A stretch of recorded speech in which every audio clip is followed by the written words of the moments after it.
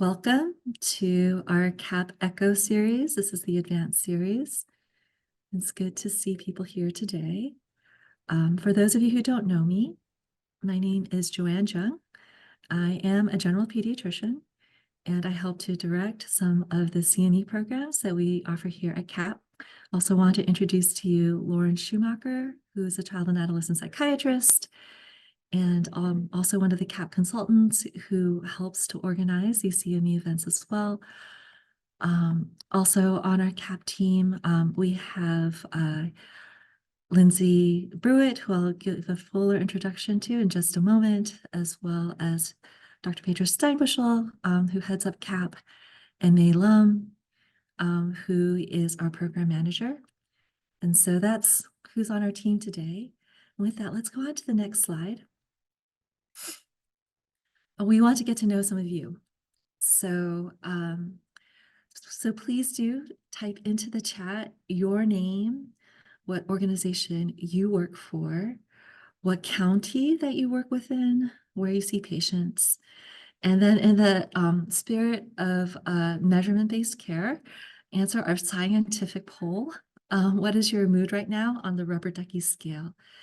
And Michael, if I could ask you to go ahead and launch that rubber ducky poll.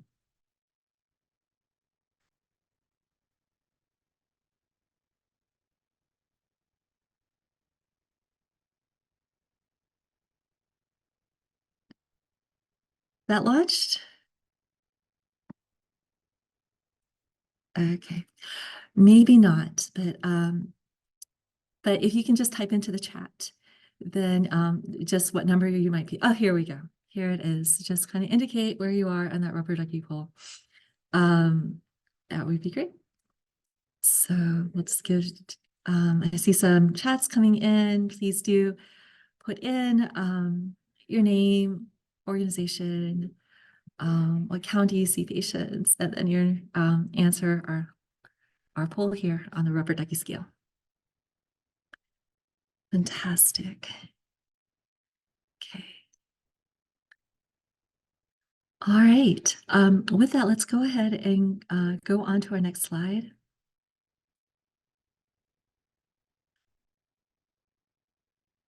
Share the results here, and looks like we're anywhere between a 2 and a 4 today. Great.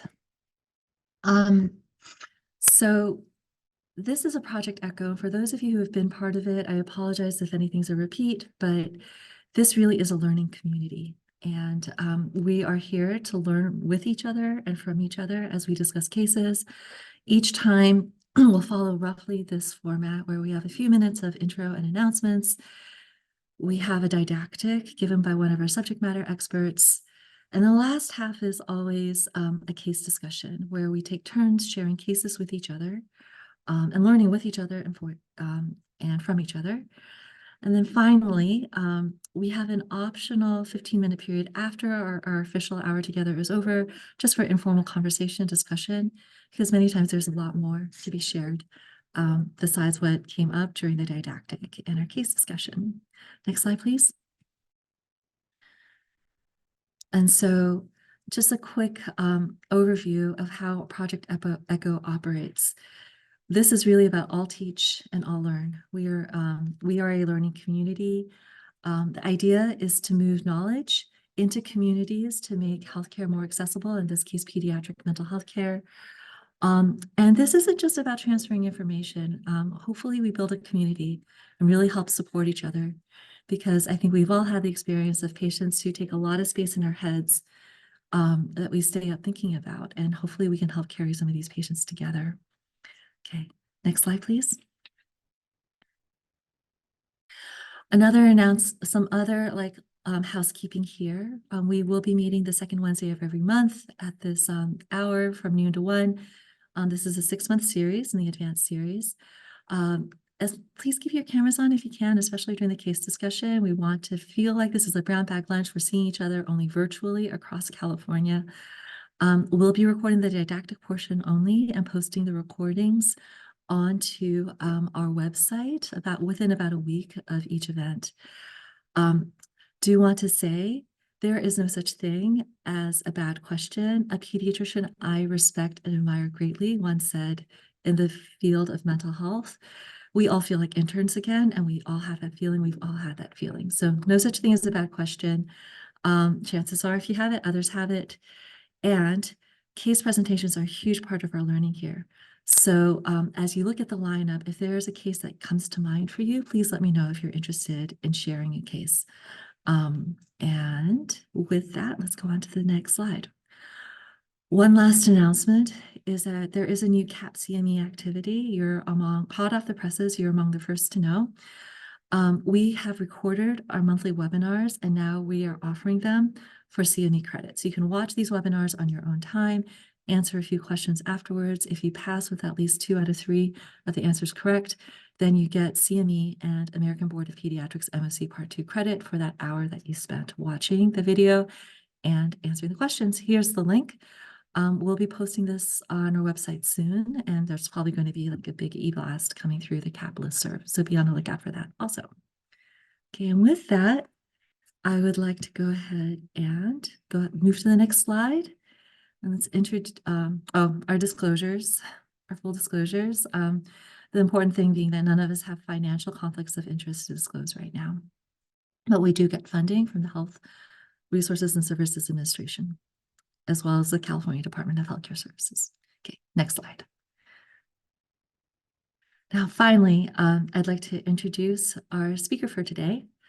Dr. Lindsey Bruett is a licensed psychologist and associate clinical professor in the Department of Psychiatry and Behavioral Sciences here at UCSF. She leads the Eating Disorders Program at Zuckerberg San Francisco General Hospital, which serves patients and families with Medicaid insurance. And she's a faculty member with the UCSF Health Eating Disorders Program. She is the adolescent mental health training lead at Zuckerberg San Francisco General and an associate program director for the UCSF Child and Adolescent Psychiatry Fellowship Program. Her clinical work and teaching is focused on delivering evidence-based treatments for eating disorders and comorbid conditions to adolescents and their families. And she conducts research that informs the clinical care of child and adolescent psychopathology. In addition to eating disorders, she has expertise in anxiety, depression, trauma, OCD, suicide and self-harm, gender diversity, and behavioral parent training. She will be speaking with us on eating disorders. With that, pass the virtual mic over to Dr. Bruett. Thank you so much, and thank you all for being here today. I'm looking forward to talking with you. Okay, I'm going to go ahead and share my slides.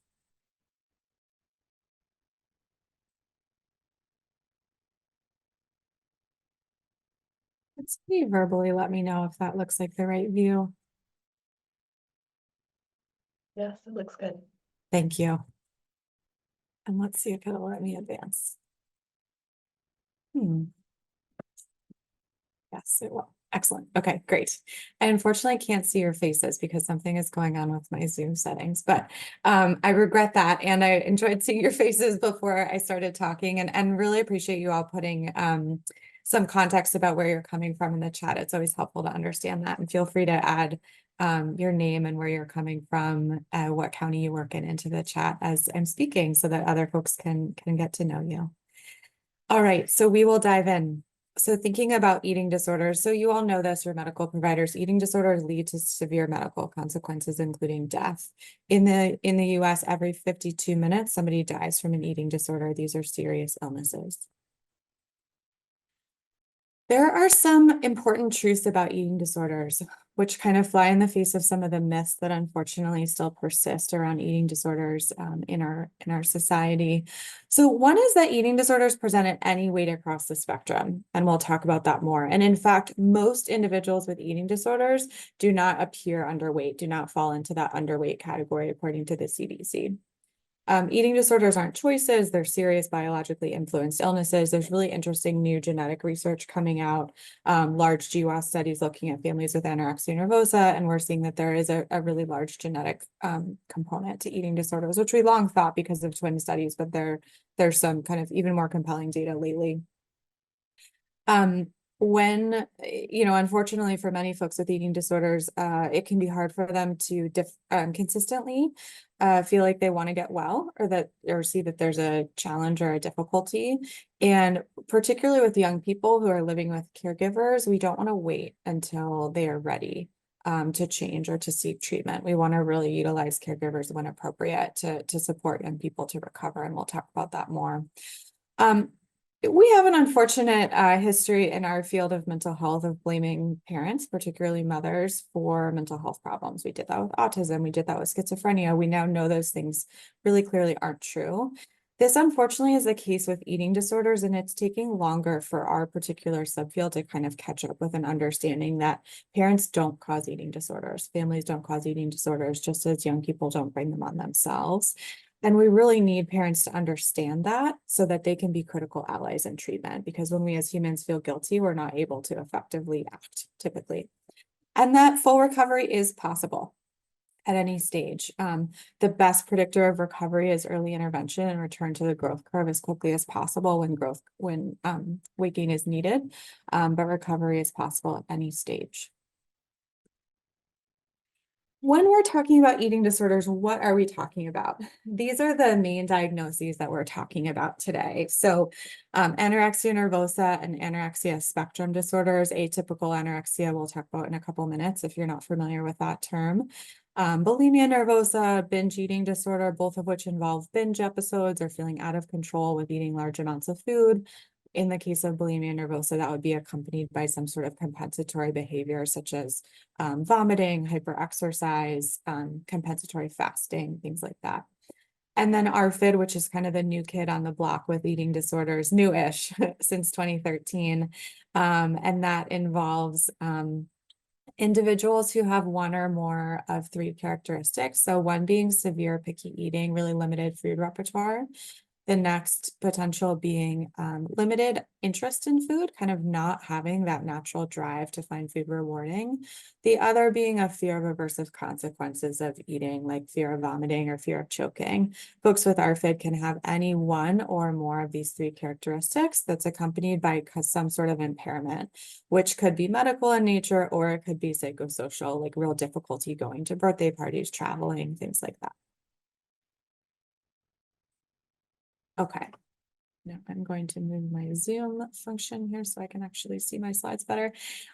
So particularly in the primary care context, a diagnosis is not necessary. So you don't need to really worry about, is this bulimia nervosa? Is this anorexia nervosa? Sometimes those differences are really subtle. And even on our team where we consider ourselves expert diagnosticians, we're kind of splitting hairs to make diagnoses in that way. What we really need to do is these four things. So recognize that there is a problem and refer when appropriate, and then manage things in the interim from a medical perspective. And we'll see in a couple of minutes that the nice thing is that the core interventions for eating disorders really share more similarities than differences. You don't have to worry too much that, if I think it's this, but it's really this, is that going to cause problems? Because the core interventions are the same.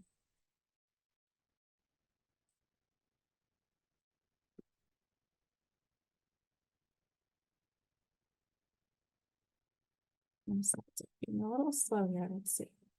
There we go. Okay. So there's a couple of things I really hope you take away from today, if nothing else. And one is this. So we talked a little bit about myths and how those have caused problems with health equity in our field.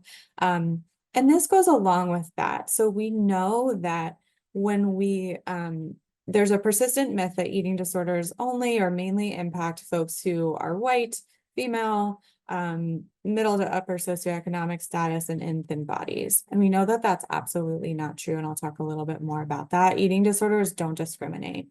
They impact folks from all different identities and all different identities. And in some cases, folks are minoritized, maybe at higher risk for eating disorder for various reasons.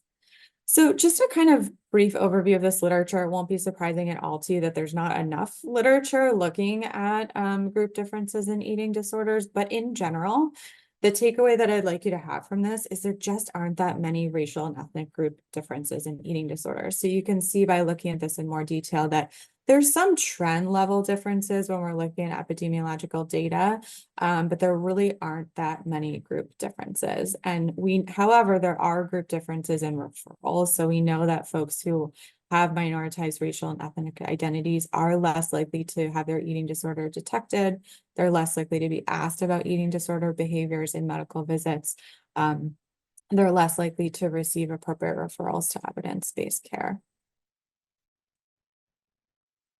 Socioeconomic status is not associated with eating disorders. However, food insecurity is associated with increased rates of eating disorders. So when folks have had food insecurity, they're at risk for, in particular, restriction and binge cycles, which sort of makes sense when you think about kind of the body's natural response to not having enough food is that it thinks there's a famine. And so somebody is more likely to have a binge episode because that's the body's way of trying to get as much food in as quickly as possible.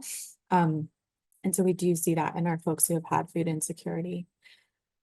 We also know that amongst our sexual and gender minority young people and adults, the eating disorder rates are higher. And we think this is probably for two reasons. One is minority stress in general, just that these individuals may have experienced more stress and stigma, and so are more likely to develop mental health concerns in general. The other being that sometimes the eating disorder behaviors can serve the purpose of affirming one's gender or sexual identity. Okay, so medical management, I'm a psychologist, not a medical provider, and so this is not going to be a main focus of today's brief didactic, but I do want to put the hospitalization criteria. So this is for our UCSF Medical Stabilization Unit, which is located here at Mission Bay in San Francisco. These are the hospitalization criteria.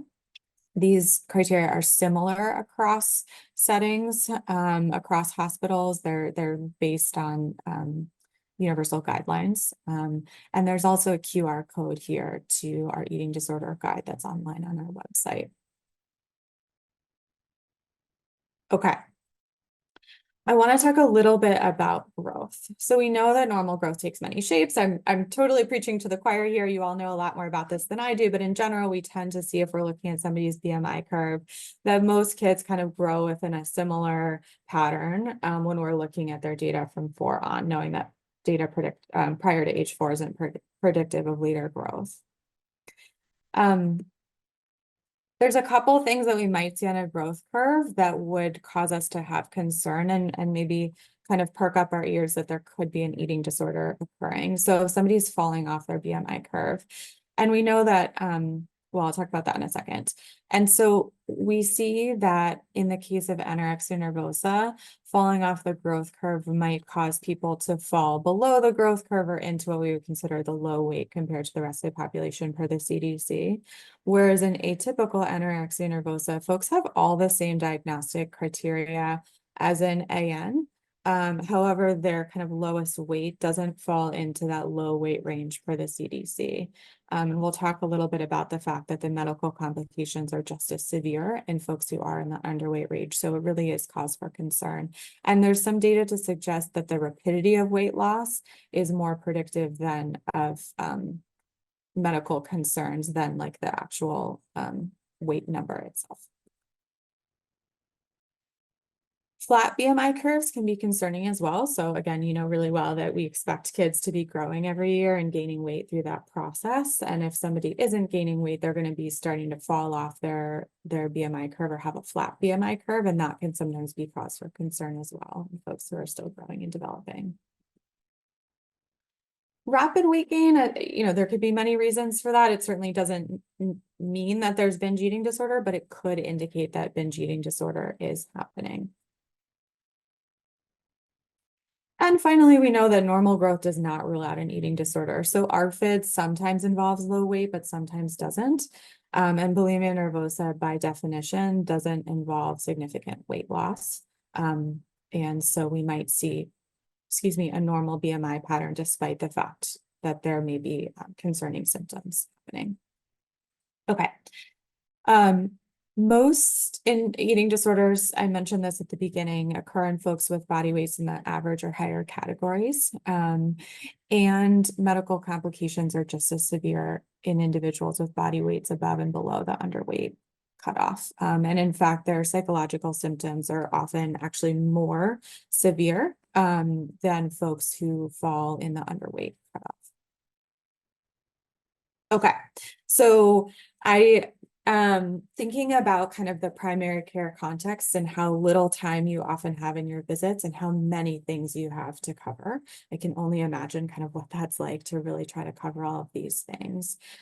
So these are 4 questions that have been looked at and published that seem to show pretty good specificity for detecting eating disorder concerns. So these could be 4 questions that you could fold in that should kind of catch the majority of folks who may have eating concerns.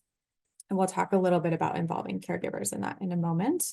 These are early signs of eating disorder. So if you're hearing anything like this, you'd want to be asking more about that and digging into that. Similarly, if concerns are being brought up, these would be things that you would want to ask about. These are other areas that we would suggest that you assess if eating disorder concerns are coming up. So looking at what's happening with eating and related behaviors like compensatory behaviors, what has the family done so far to help, and how has the youth responded to that?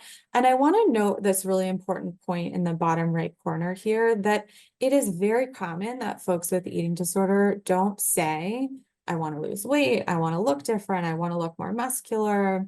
And that may be because they're protecting their symptoms, or it may be because that's not their experience, or they don't have a conscious awareness of that. But that is not a necessary, they don't have to have that symptom in order to meet criteria for an eating disorder. Anything kind of that's getting in the way of them eating normally, gaining weight could be indicative of an eating disorder. Okay, so you are primary care providers with youth, so you understand really clearly that sometimes what your patient tells you is different than what the caregiver tells you. We all have different perspectives on things. This is really fairly common in eating disorders, where again, as I mentioned at the beginning, a core feature of eating disorders is they sometimes cloud the individual's ability to see things clearly in terms of eating and related behaviors. And so these are kind of common discrepancies that we might hear from families. And so it's crucially important to be talking with caregivers when appropriate about their concerns about what they've observed in the young person, even if their young person is saying, you know, everything's fine, you don't need to worry about me. Okay. Food is the crucial intervention here. So we recommend that you coach families to be increasing nutrition, and I'll talk more about that. And that we mobilize caregivers to really help with this process. As we talked about, eating disorders typically cloud young people's ability to make good decisions about food and nutrition. And so we want to have parents to step in and support them. In the same way that when you know, young people are needing a medication that doesn't taste good or isn't pleasant, that we would support caregivers to step in and support them to take that medicine that they need. Working on vital sign stabilization when relevant, and monitoring growth and development. We know from what's called the Minnesota Starvation Study, which was a really interesting study done in the 1950s, which I recommend looking up if you're interested to learn more. But we know that malnutrition directly impacts the psychological symptoms of eating disorder. And by psychological symptoms, I mean fear of weight gain, body image concern, things like that. When folks become better nourished, their psychological symptoms typically get much, much better. And so we really need to start with nutrition, start with rest, and really work on that piece. I wish that I had a magic wand to convince people to eat when they don't want to, but I don't. We really just need to get them the nutrition, and their brain typically recovers kind of as that is going. Okay. So I mentioned at the beginning that you don't have to worry too much about specific diagnostic categories, because the good news is that behavioral targets for adolescent eating disorder treatment are the same. So there's an emphasis on behavioral recovery. This means regular eating, so 3 meals a day and some snacks, 3 snacks for folks who need to have weight gain, decreasing eating disorder behaviors like compensatory behaviors. And then we expect that cognitive change or psychological change to follow. The evidence best supports family-based approaches. So family-based treatment or the Maudsley approach might be something you've heard of. There's also some increasing evidence lately for family-supported cognitive behavioral therapy for young folks. Okay. And we've talked about this a little bit. All right, so what are the things you can do in the meantime? You have somebody in your office who you're concerned about, you've made the referral, but they're going to have to wait, unfortunately, a long time for a referral, or you may be in an area where there just aren't resources and that may not be feasible. Although there's a lot of online resources in California now, so I'd encourage you to check out the referral resources on our website, but we know that there's long waits, that's just a reality. So things you can do in the interim. Providing education about eating disorders. There's handouts on our website that you can literally just print off and hand to the family or share the link with them. That helps families to understand sort of from an evidence-based perspective, what are eating disorders and how can families help. The other is called illness externalization, and I'm going to move forward for a minute here. And that's recognizing that the eating disorder will cause or likely will cause the young person to do things like, say, throw away food, refuse dinner, that this young person wouldn't be doing if the eating disorder wasn't present. And we want to kind of talk about it in that way and encourage the family to talk about it in that way. So an example might be, if a family comes in and says, Johnny like threw his dinner at the wall last night. I can't believe he's doing this. He's being such a jerk. I just can't believe it. Reflecting back to the family, wow, it sounds like the eating disorder is so strong that it actually caused Johnny to throw his food. He never would have done that without the eating disorder present. That just shows us how much he's struggling. So really trying to externalize the illness. We do this with other things like OCD. You may have heard that. And then working on supporting the family to increase regular eating.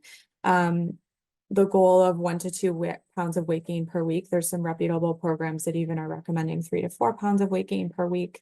If weight gain isn't needed, then we're going to be focusing on regular eating. So 3 meals a day and 1 to 2 snacks, not going for more than 3 or 4 hours without eating, because that's going to set somebody up for a binge episode. And then thinking about the role of reinforcement. So families understandably will say, well, how do I get them to do this? They're not eating at all. I want to be putting my behavioral hat on and thinking in the same way that you might support parents to get little kids to do things they don't want to do. Not that we think our patients with eating disorders are little kids, but that we as humans work in similar ways, right? And so it might be that for a young person who's really motivated to go see their friends or go to school, that the family sets up an environment in which they're not permitted to go to school until they finish their breakfast and they had their dinner the night before. They're not permitted to go to their friend's birthday until they've had dinner at home before they go. So really setting it up as, eating and nutrition are the very most important things right now, and nothing else can happen until those things are completed. Empowering caregivers. So in most cases, caregivers have really excellent instincts about what their kid needs, and the eating disorder has thrown them off balance and made them think that they don't have good instincts. And so we want to kind of remind parents that they know what their young person needs and empower them to act on that. An example of this that came up recently, I met with a family where the mom, I was meeting with just the parent, and she said, my kid, like, I cook a lot of meat and my kid is refusing it, and I don't know what to do. She just won't eat it. Like, maybe she doesn't need meat. I don't know. Like, maybe it's not good for her.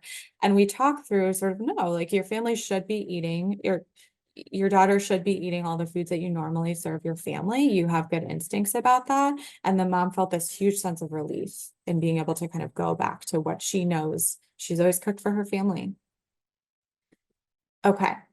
There's a lot of misconceptions about caregiver-led nutritional rehab. It is not force feeding. It is not meant to be punitive. It's an act of love. We know that the eating disorder is impairing the young person's ability to make good decisions about nutrition, and caregivers generally love their kids way too much to let that happen. So we want to support them to take a balance of warmth toward the child and firmness against the eating disorder. Okay. What if family's not involved and you're supporting the patient, or even if family is involved, how do you support the patient? So things would be that you could recommend would be active coping to deal with the distress that's naturally probably going to come up, unfortunately, before, during, or after meals. motivational interviewing about how the eating disorder is getting in the way, and then reinforcing any small changes. I'm so glad that you were restful this week instead of going for a hike. Okay, takeaways. Eating disorders are serious. They impact folks of all backgrounds. And some folks with minoritized backgrounds may actually have higher rates of eating disorders than the general population, and yet are less likely to be referred for specialty care. Caregivers and parents don't cause eating disorders, and they're usually a really important ally in treatment. Nutrition and rest are the most important aspects of treatment, especially at the beginning, and that you all play a really important role in eating disorder detection and care. Thank you so much, and I look forward to our discussion here. I'll stop my slide share. Wonderful. Thank you so much, Dr. Bruett, for that great talk. I see some questions that come through the chat. In the interest of time, I think what we'll do is go ahead and move on to the case. And if there's time at the end, we can address at the top of the hour, or for people who can stay from 1 to 1:15, we can discuss questions then. If you can't stay, we'll try and get email answers out to everybody so we can all learn. Dr. Bruett, did you have a thought that you wanted to share? Sure. Yeah. I think a couple of things. I think one could be the thing we talked about before, of kind of opening before even giving weight feedback, asking folks what some successes were in the past chunk of time since you've seen them, and really reinforcing that. And then when giving them weight feedback, sometimes I'll ask people like, what did you predict today? Is this surprising to you? Not surprising? To kind of hear how they're feeling about the weight.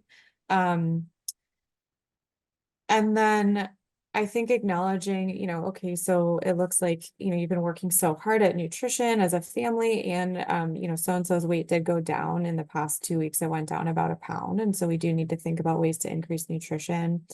One of the challenges is when folks have become malnourished, their body slows down, kind of goes into hibernation mode. And as they're increasing their nutrition, their body actually speeds up and their metabolism speeds up. So Johnny's going to need more food than he even needed before the eating disorder. And so this is a real challenge in that you're working so hard to get this food in, and yet he still needs more. And so let's brainstorm together about how we can increase density of foods or volume to help Johnny gain weight. That might be something I would say. That's super helpful. I wonder if people had other thoughts or questions about the case they wanted to share.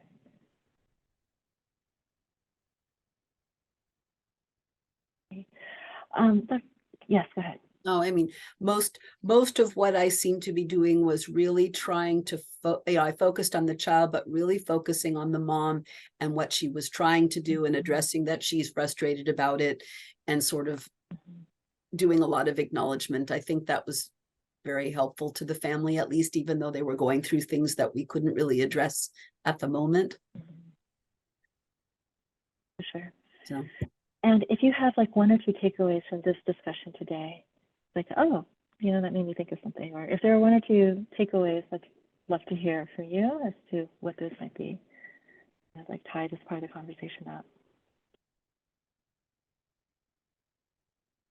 I mostly think more about the timeline, because I think that would have addressed a little bit about when were the food allergies an issue, and if there was any other developmental things I didn't know about. So. You hear that? And great. With that, I'd love to be able to open up for other questions that have come up, including ones that came through the chat that we didn't have a chance to address before. So if you're still around and would like to ask the questions out loud, that would be great. Go ahead.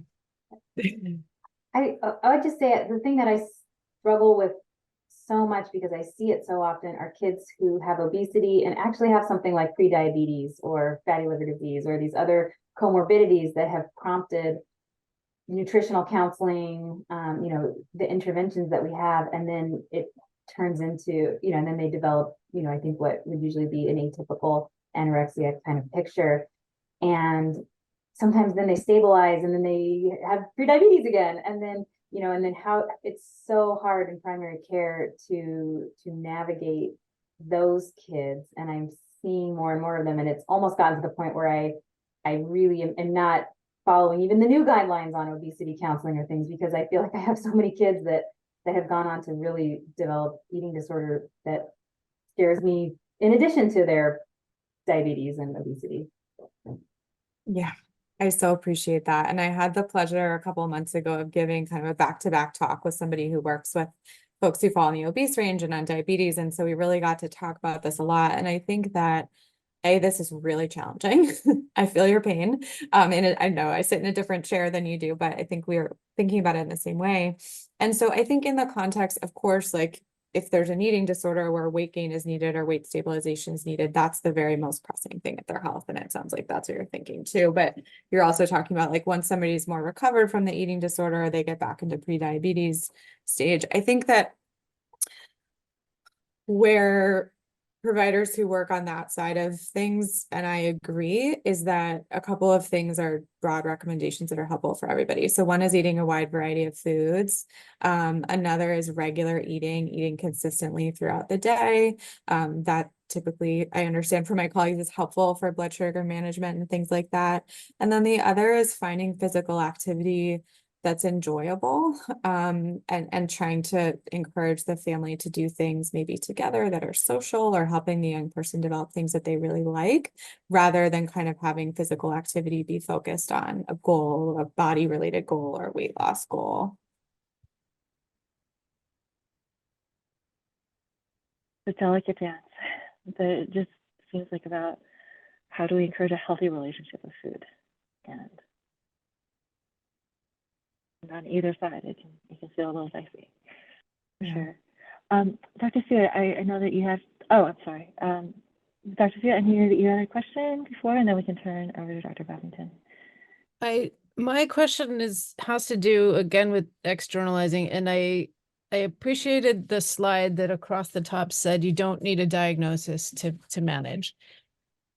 There's a limbo period before somebody has declared with the family this child has an eating disorder where you can't really externalize it. And I don't have a clearly articulated question to go with that, but what do you do in that limbo space to tap into the benefits of externalizing without having a label to put on it? Yeah, I do a lot of consultation with families on our waiting list. So I have been in that awkward position that you're talking about. What I tend to do is describe the behaviors as disordered eating. Okay. And families usually don't balk at that. And then I sort of talk about like the disordered eating behaviors are causing them to X, Y, and Z. Sometimes I accidentally slip into saying eating disorder because I say it so often. And like the family usually doesn't bat too much of an eye. So I think usually they're kind of clued in that something's happening. But I know sometimes they're very resistant to that. Okay. Can I just ask a follow-up question? Yeah. So for you, Lindsey, when do you kind of go from disordered eating to eating disorder? I mean, what is there something that? Yeah. So when I have no idea where a family's at with their thinking and meeting them for the first time, I will often ask them. So, it looks like from their chart, like, or you're telling me that they've been restricting their eating, they've lost some weight. What's your understanding of what's going on? Have you been calling this anything? And sometimes they're like, yeah, I think she has an eating disorder. And then that's kind of easy. Sometimes that's not the case. And then ideally every kid would get a mental health assessment with somebody expert in eating disorders, and that's totally not realistic. And so I think it's also appropriate to say something like, the behaviors that you're seeing, weight loss, restrictive eating, some concern about body image, those are consistent with what we see in eating disorders. And I think that that might be what's going on here. And then I would kind of proceed from there. So it sounds to me like maybe more patient and family driven as to when you make that transition. I don't think you would want to let them drive, and I don't think this is what you're saying, but I don't think you would want to let them drive you away from like calling it what it is and recognizing that there's a problem. But I think it helps to get some feeling out what they are thinking and feeling about this before you're kind of giving your perspective.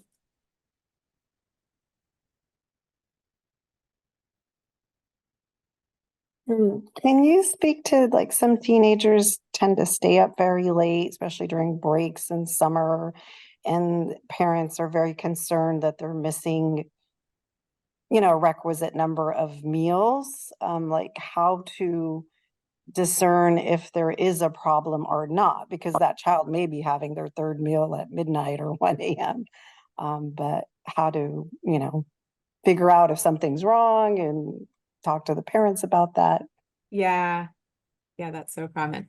A couple things. I'd be looking at their growth charts and seeing what's happening there. Like if they're losing weight, then there probably is a problem, or if they're not gaining weight appropriately based on their age.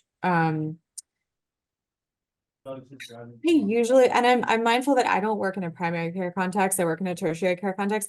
When I hear parents having concerns, like there usually is a problem. And I understand that you're seeing a little bit of a different population, so that may not be true.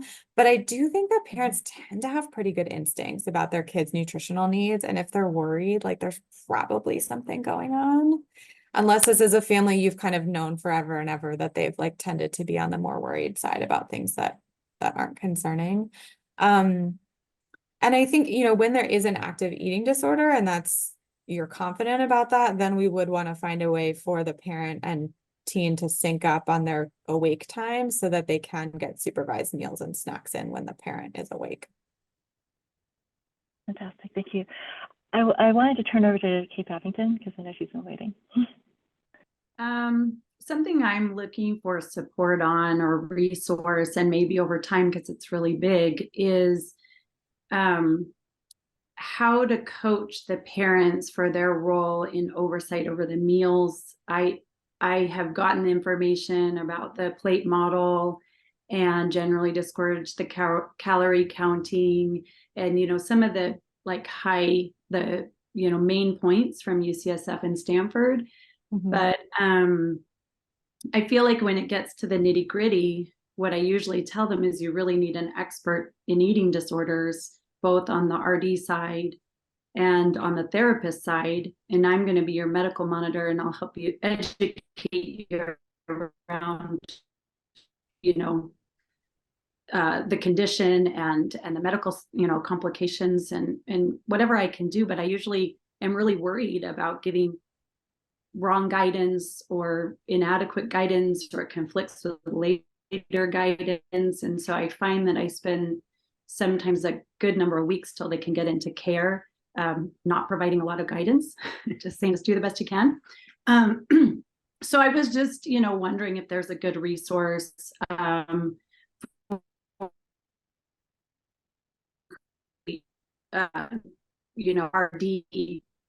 and therapist level coaching around that, family relationship with, family teen relationship with food and the actual logistics of plating and observing their eating and setting up rewards and maybe consequences. How can we learn those as primary doctors? Yeah, it's a great question. In terms of written resources, on our web, there's some good books that have been written. There's also some like shorter PDF. Those aren't going to be as helpful hands-on guidance as you're talking about. My kind of go-to book recommendation these days is by Lauren Mulheim, and it's called, I think it's When Your Teen, I'm putting it in the chat, When Your Teen Has an Eating Disorder. That title might be slightly off, but it's in the resource list on our website as well. And that's a fairly approachable book. It's not too long, and it gives a lot of practical guidelines of kind of how to use family-based treatment techniques and how to troubleshoot it. And then I think your approach is a really good one of like, just do the best that you can. I don't think it would be a bad thing or wrong for you to give them suggestions, kind of knowing that you probably have a lot of experience with supporting parents to get kids to do things they don't want to do. And this is the same thing. And I totally hear you that if the family is going to see a provider in 2 or 3 weeks, like your time is probably better spent in your area of expertise of the medical monitoring and kind of deferring that. But it's tricky, right? Because some kids maybe are never going to get into evidence-based care, and then you're a bit stuck, which puts you in a really challenging position. And also find with other conditions, I don't know what other people find, but sometimes the better I am at filling the roles of these other providers, the families start to feel that we're doing okay. We really like to just stick with you. Yeah. And I really try to say, this requires like incredible expertise. Yeah. So that makes a lot of sense.